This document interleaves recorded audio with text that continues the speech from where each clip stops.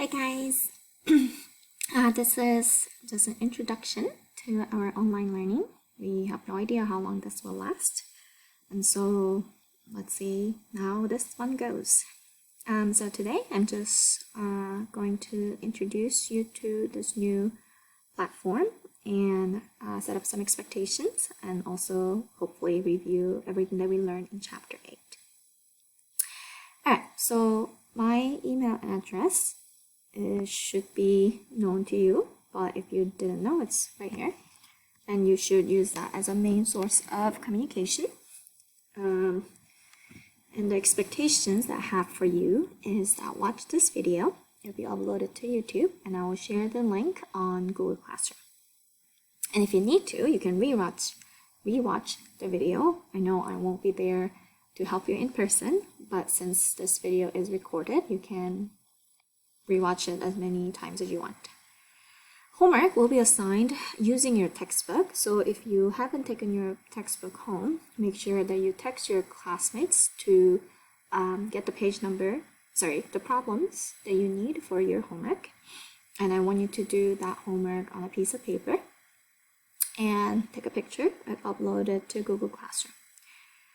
And because I won't be able to talk to you individually, I want you to show as much as work possible on your homework so that I can give you full credit for whatever you did.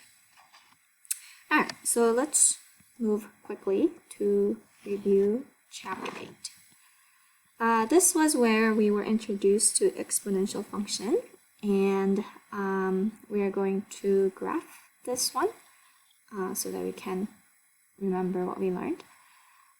First thing that we have to figure out is what is my parent function. So parent function is different for each exponential function. So this one, it's whatever that has an exponent. So this one, our parent function is y equal to 2 to the x. And we use this to create an x and y table. And we choose a smart way, because we don't choose this any number, but we choose some basic number that will help us to graph this. And because -1 power makes everything reciprocal, it becomes 1/2, and then power of 0 is always 1, and then 2 to the 1 power is 2. This is a parent function, but this one, we have some kind of transformation happening, that is this 4. So 4 is multiplied to 2 to the x. That means this has vertically stretched by 4, meaning that every y value will be multiplied by 4. So I'll do that. Times 4, times 4, times 4. So then my new y value is 2, 4, and 8. What that means is that when you graph it, you're going to graph -1, 2, 0, 4, and 1, 8. So let me do that quickly. I'm using the touch screen, so it's not as accurate, so bear with me. -1, 2, and 0, 4, and 1, 8. So it's a curve, it's not a linear line, and it goes very close to x-axis, but it actually doesn't touch the x-axis. So we have something called an asymptote in our function. An asymptote will limit our range. So my range for, let's start with domain. So domain is all real number, but range is from 0 to infinity. And the fact that we are using the parentheses means 0 isn't included. And we talked about the asymptote. The asymptote in this case is y equals 0. So that's why we have a range restriction, not x, not domain. And we talked about parent function already, and this is the exponential function. And the inverse function of the exponential function was a log function. And before we actually look at the log function graph, let's look at how we can switch between the log and the exponential expression. So we need to first realize that in the exponential expression, this thing, that number is base. Okay, so this is a base. And the little number on top is the exponent, or sometimes I call it a power. Log function has the same base. So it's a base of b. And then log is always equal to an exponent. So it has to equal a. So then whatever is left goes into the log expression. So how do we change from log to exponential? Well, same thing. We have to realize that this little number is our base.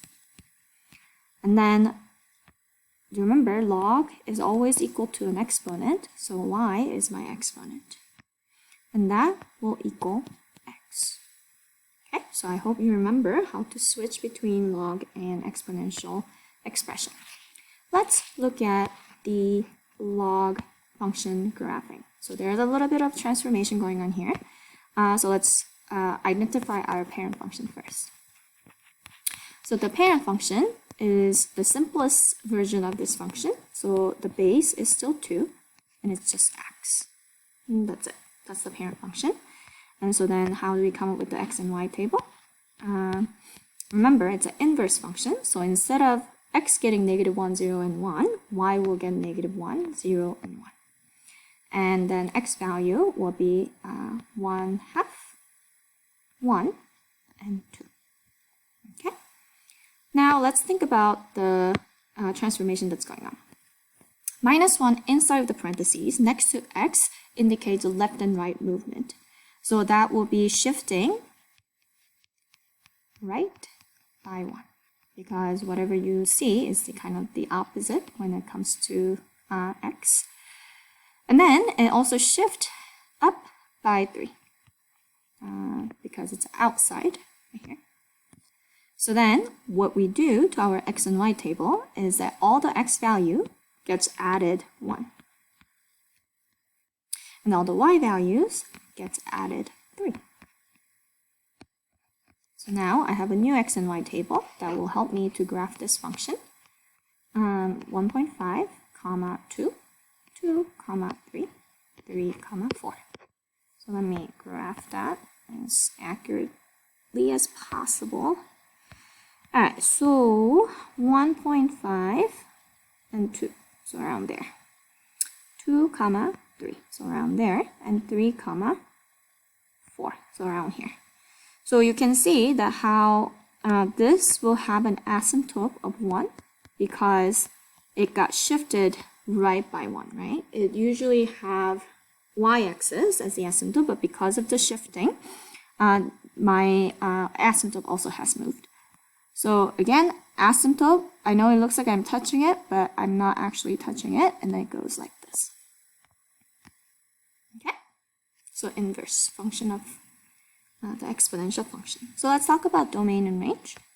Domain is restricted now, right? Because nothing can be smaller than 1, and then it goes to infinity. Range, on the other hand, is everything.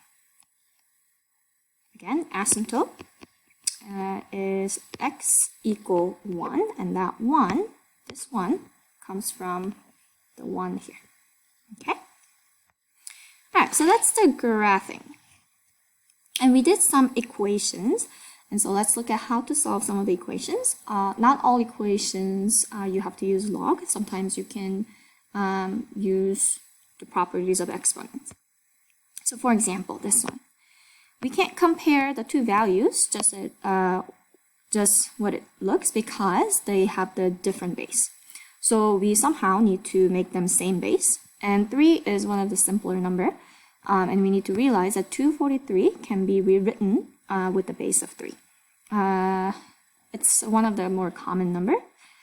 And it's 3 to the 5th power, because 3 squared is 9. 9 times 9 is 81. 81 times 3 is 243. And then now we can set the two exponents equal to each other since the base is the same. So 1 minus 2x is equal to 5.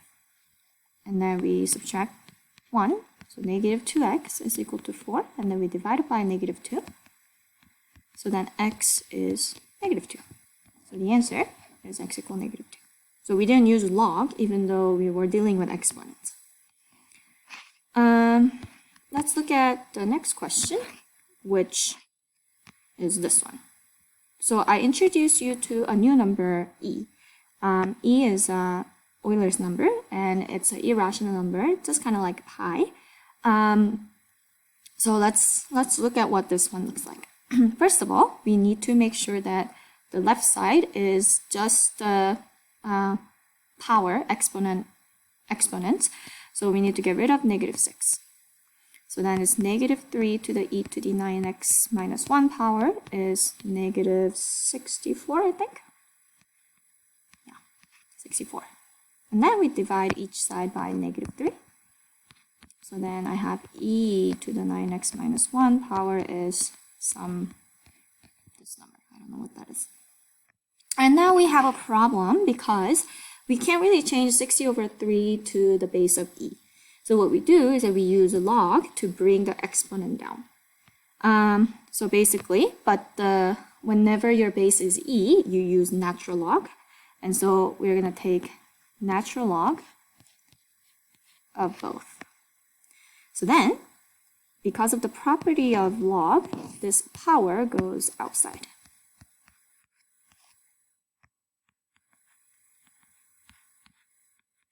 And then, when you have the base, which you don't see, but its base is e, right? When the base is the same as the number you see inside, they just become 1. So one property that you need to remember is that log base b of b is 1. So this one is basically 9x minus 1 equal ln of 64/3, which is just a number. You do need a calculator to figure out what that number is exactly. But for this purposes, we're just going to leave it as that. Let me add 1. Then we divided both sides by 9. So my answer, I know it looks ugly, but if you plug in a calculator, you will get an exact answer. And that's my answer.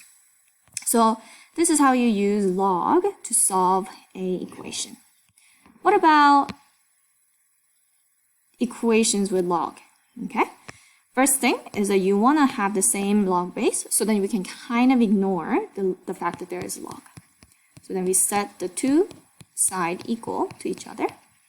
And then this is a power of 2, so let's bring everything to the other side. So then I have 0 on one side, x squared minus 11x plus 28. Because we know how to factor, we are actually going to think about two numbers that multiplies to 28, but adds to the -11. And it's x minus 4 and x minus 7. So then, x is equal to 4 or x equal to 7. And we need to kind of check our answers, right? Because inside of the log cannot be negative or 0. So let's see if I plug it in the numbers, it will get any of those things. So if I plug in 4 here, it becomes -44 and it becomes negative. So 4 doesn't work. And if I plug in 7, it also doesn't work because it still is a big negative number. So this one actually is no solution. Okay. And last thing I want to remind you of is the properties of log. So when you have cube root, another way to write it is log xyz to the 1/3 power, right? Because the root has the fraction power.